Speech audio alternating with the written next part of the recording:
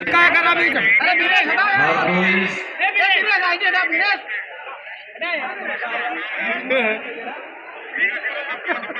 मैं अपने कार्यकर्ता साथियों का धन्यवाद देता हूँ। भाई पीछे हो जाओ हाथ। मैं प्रेस के लोगों का धन्यवाद देता हूँ, साथ ही साथ समाजवादी पार्टी के संगठन के नेता, पूर्व सांसद, पूर्व विधायक और यहाँ पर जितने भी जिम्मेदार कार्यकर्ता जो उन सबका बहुत बहुत धन्यवाद और आभार प्रकट करता हूँ। साथ ही में हरदोई के लोगों ने जो ऐतिहासिक कार्यक्रम कराया है और ऐतिहासिक कार्यक्रम के साथ साथ आज जो सिक्कों से और चांदी के सिक्कों से जो तुला है उसके लिए मैं उनको धन्यवाद देता हूँ, क्योंकि जहां पार्टी को चुनाव में जाना है वहीं इसी तरह का अगर सहयोग पहले मिलता था, याद होगा आपका साथियों को, पहले पार्टी के सहयोग के लिए, पार्टी को चंदा देने के लिए नेताओं को तौला जाता था, उनके कार्यकर्ता उन्हें उस हिसाब से मदद किया करते थे। ये पुरानी परंपरा हरदोई के संगठन के लोगों ने शुरू की। मैं उनको बहुत बहुत धन्यवाद और बधाई देता हूँ। जहां तक चुनाव का सवाल है, ये शिविर लगातार समाजवादी पार्टी के चल रहे हैं। लोक जागरण कार्यक्रम, इन कार्यक्रमों के माध्यम से समाजवादी पार्टी के वरिष्ठ नेता और जो इश्यूज को जानते हैं, आने वाले समय में किन किन चुनौतियों का सामना करना है और किस तरीके से उन चुनौतियों का सामना किया जाएगा, उसकी तैयारी के लिए हमारी पार्टी के वरिष्ठ नेता और जो इश्यूज को जानते हैं उनके माध्यम से कार्यकर्ताओं को ट्रेनिंग, कार्यकर्ताओं की जिम्मेदारी और कार्यकर्ताओं को किस तरीके से लोगों को जोड़ना है, उस किस तरह का व्यवहार होना चाहिए, उन सब की जानकारी समाजवादी पार्टी के इन शिविरों में हो रहा है। मुझे उम्मीद है कि 24 के चुनाव में हरदोई से परिणाम अलग होंगे और इस बार समाजवादी पार्टी के ऐतिहासिक जीत होगी हरदोई से, और हरदोई के ही जिले में जो और दूसरी लोकसभा आती है डिस्ट्रिक्ट, उसमें उत्तर प्रदेश की सरकार जहां पर डबल इंजन सरकार बोलती है, आज महंगाई चरम सीमा पर है, बेरोजगारी चरम सीमा पर है और अन्याय भी हम लोगों ने देखा है वो चरम सीमा पर है। अगर मैं हरदोई की घटनाओं का ही अगर पढ़ूं, एक बहुत मोटी फाइल है हमारे पास कि हरदोई में कितनी घटनाएं हुई हैं, कभी बेटियों के साथ, कभी महिलाओं के साथ, कभी लूट की घटना, कभी किसी तरह की हत्या जिसमें न्याय नहीं मिल पा रहा लोगों को। और अभी हाल में आपने देवरिया जैसी घटना देखी जहां पर सरकार की नाकामी की वजह से इतनी बड़ी घटना हो गई। सरकार के अधिकारी और सरकार के लोग अगर समय पर एक्शन लेते और जिम्मेदार अधिकारी अगर जिम्मेदारी से काम करते तो शायद देवरिया ऐसी घटना उत्तर प्रदेश में नहीं होती। केवल देवरिया ही नहीं, हम लगातार देख रहे हैं कि पूरे उत्तर प्रदेश में भारतीय जनता पार्टी के कार्यकर्ताओं को खुली छूट दी हुई है। आज जो वीडियो वायरल हो रहा है सुबह सीतापुर का, वहां पर बीजेपी का नेता, बीजेपी की सरकार के जिम्मेदार पद पे होने के बाद उनके परिवार के लोग किस तरीके से किसी को पीट रहे हैं सड़क पर। क्या ये भारतीय जनता पार्टी की नई जीरो टॉलरेंस पॉलिसी है? क्या बीजेपी के कार्यकर्ताओं को पूरी आजादी है कि किसी के साथ अन्याय कर सकते हैं? कानपुर में मैं उस परिवार से मिला जिस परिवार के सदस्य को बीजेपी के कार्यकर्ता और नेता ने इतना मारा कि शायद उसकी आंख की रोशनी आएगी वापस के नहीं आएगी इतने इलाज के बाद। वो बीजेपी का कार्यकर्ता था, उसने हत्या कर दी होती और इतना मारा कि उसकी आंख की रोशनी चली गई। वहीं कानपुर में एक गरीब किसान को धोखा देने का काम भारतीय जनता पार्टी के कार्यकर्ता ने किया।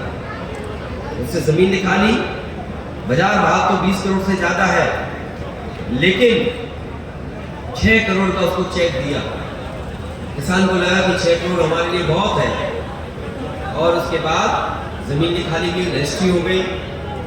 बाद में उस बीजेपी के नेता कार्यकर्ता ने उस किसान से कहा कि चेक में कुछ गलती हो गई है, चेक मुझे वापस कर दो।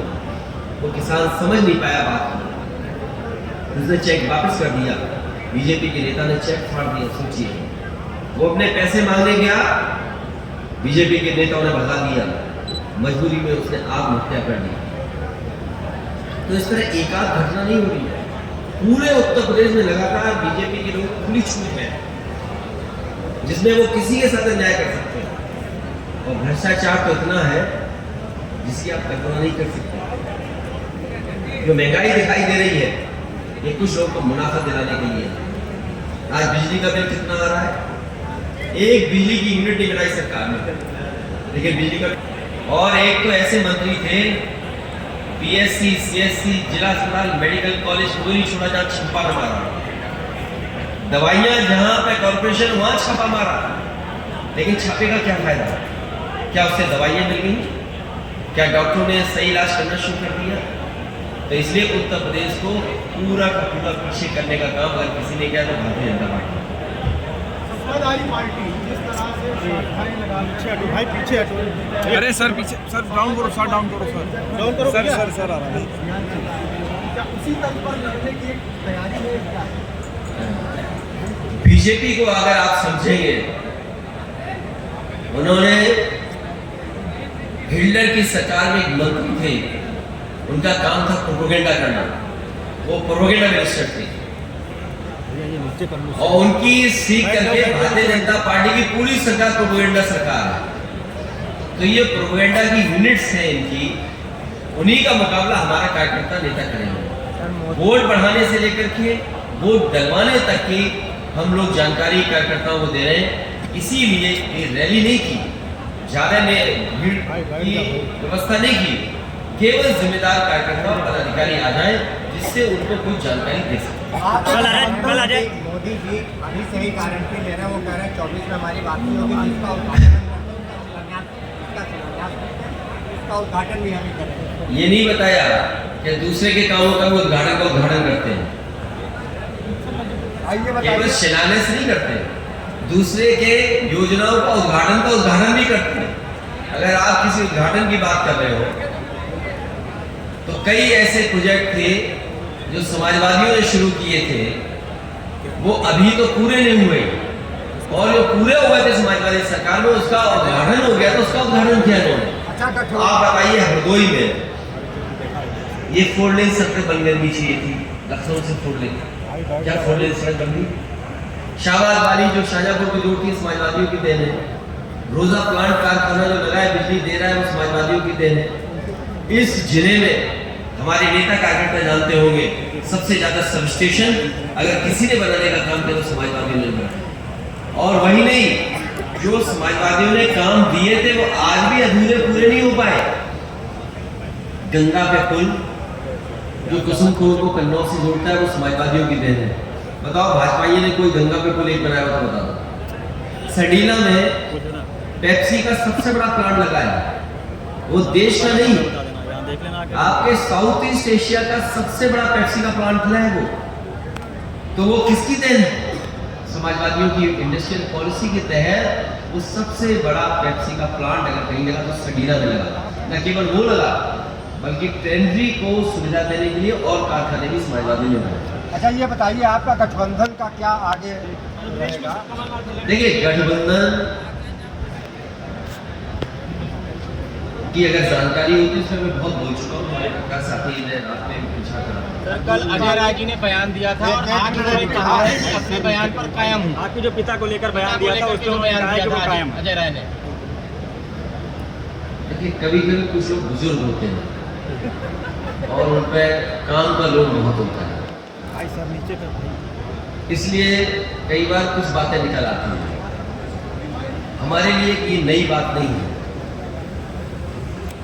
और आप हम सब जानते हैं कि जो लोग खिसिया जाते हैं, जो लोग गलत होते हैं, अपनी कमी छिपाना चाहते हैं, वो इस तरह की भाषा का इस्तेमाल करते हैं। मैं बड़ी जिम्मेदारी के साथ कहता हूँ सब पत्रकार साथियों के साथ, मैं भी अगर कभी गुस्से में हूँ तो भगवान मुझे इतनी शक्ति दे कि मैं किसी के पिता और माँ बहन के बारे में न कुछ बोलूं। मैंने सदन में भी कहा था, एक बार मुख्यमंत्री जी ने भी ये बात कही थी, तो मैंने मुख्यमंत्री जी को केवल संस्कारों की याद दिलाई थी। तो ये जो बीजेपी ने कभी फैलाया था मेरे खिलाफ, ये बीजेपी का फैलाया हुआ प्रोपेगेंडा है, जिसमें देश के होम मिनिस्टर ने भी कहीं अपने कार्यकर्ताओं को प्रशिक्षण देते समय कुछ बात कही थी। वही प्रोपेगेंडा चल रहा है। देखिए, उसका जवाब मैं नहीं देता हूँ, लेकिन मैं इतना जानता हूँ जो खिस्सा जाते हैं वो इस सीमा तक चले जाते हैं। और बहुत सादा बात है, क्योंकि अभी हमारे पास संदेश कांग्रेस पार्टी के सबसे बड़े नेता के माध्यम से किसी का संदेश आया है। तो अगर वो बात कुछ कह रहे हैं तो मुझे माननी पड़ेगी, न मरे। कुछ उन्होंने संदेश दिया है, लेकिन मैं एक बात जोड़ता हूं आपसे, हमें बुलाया ही क्यों था अगर गठबंधन नहीं करना था? इसका तो जवाब कोई दे दे मुझे। अगर गठबंधन नहीं करना था मुझे बता देते आप कि आपको गठबंधन नहीं करना। मान लीजिए इंडिया गठबंधन एक फैसला लिया कि ये जो टीवी जर्नलिस्ट हैं जो बैठते हैं टीवी पर, हम इनको बॉयकॉट करते हैं, हम इनको नहीं बैठेंगे इनके साथ। हमें भी इस तरह बता देते कि प्रदेश स्तर पे हम कोई गठबंधन नहीं कर रहे हैं, इंडिया स्तर पे जो चुनाव होगा या भारत का चुनाव होगा, लोकसभा का चुनाव, उस समय गठबंधन होगा। आपने बुलाया, आपने बातचीत की, हमने अपनी परफॉर्मेंस बताई, और उसके बाद आपने हमारे नेताओं को रात के 1 बजे तक बैठाया। तो आखिरकार क्यों आपने ऐसा किया? अगर उन्होंने ऐसा किया है तो गलत किया है, उसका जवाब उनके पास नहीं है, इसीलिए उनकी भाषा बदली जा रही है। अगर हमारी पार्टी का कोई नेता कोई गलत ट्वीट करे, कोई गलत भाषा इस्तेमाल करे, तो मैं उसको रोकूंगा कि किसी भी पार्टी के बड़े नेता के बारे में इस तरह नहीं करें। ये समाजवादियों की परंपरा नहीं रही है। ये समाजवादी लोग यहाँ हैं जिनकी उन्हें जरूरत है, और नहीं तो सीधा कहते हैं कि समाजवादियों की हमें कोई जरूरत नहीं है। हम आपको वादा करते हैं कि हम एक बार भी गठबंधन की बात नहीं करेंगे। मुझे कांग्रेस के लोग बोल दें कि समाजवादी पार्टी से हमें गठबंधन नहीं करना है, हमसे साजिश और षड्यंत्र न करें, हमें धोखा न दें। उन्हें अगर इच्छा है गठबंधन करना है तो करें, नहीं गठबंधन करना है तो हमें साफ बता दें, हम अपनी तैयारी करें जिससे हम बीजेपी को हरा सकें। और उन्हें किसी पॉइंट पर ये लगे कि समाजवादियों की जरूरत होगी तो डॉक्टर हमारे राम मनोहर लोहिया कह चुके हैं, नेताजी कह चुके हैं कि जब सबसे ज्यादा कमजोर होगी कांग्रेस और जब जरूरत होगी उन्हें तो आपको बुलाएंगे, आप मना मत करना, कांग्रेस का साथ दे देना।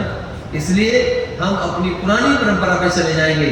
जब कांग्रेस को जरूरत थी न्यूक्लियर डील की, नेताजी के ऊपर तमाम दबाव थे, मैं लोकसभा में था, मैंने उस समय भी देखा है जब न्यूक्लियर डील थी उस समय कांग्रेस को कितनी जरूरत थी नेताजी की। उस समय अगर किसी ने डील कराई और सरकार बचाई तो वो समाजवादियों ने बचाई।